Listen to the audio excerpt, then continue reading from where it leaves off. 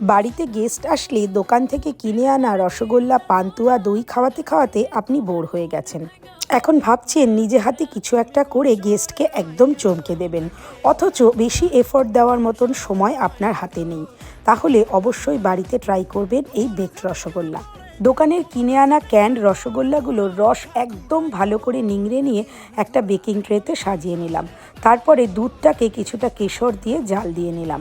দুধটা কিছুটা ঘন হলে তার মধ্যে দিয়ে দিলাম গ্রেট করে নেওয়া খোয়া ক্ষীর, আর তার মধ্যে স্বাদ মতন কনডেন্স মিল্ক। দুধের ঘনত্বটা ঠিক যখন এরকম হবে তখন ওই রসগোল্লাগুলোর ওপর দিয়ে ছড়িয়ে দিলাম পুরো গ্রেভিটা। বেকিং ট্রেটা ঢুকিয়ে দিলাম ওভেনে 360 ডিগ্রি টেম্পারেচারে 15 মিনিটের জন্য। ব্যাস, তারপরেই রেডি হয়ে গেল আপনার বেকড রসগোল্লা। এরপর একটা সুন্দর মাটির হাঁড়িতে এইভাবে সাজিয়ে যখন আমার গেস্টদেরকে এটা প্রেজেন্ট করলাম, তারা তো খেয়ে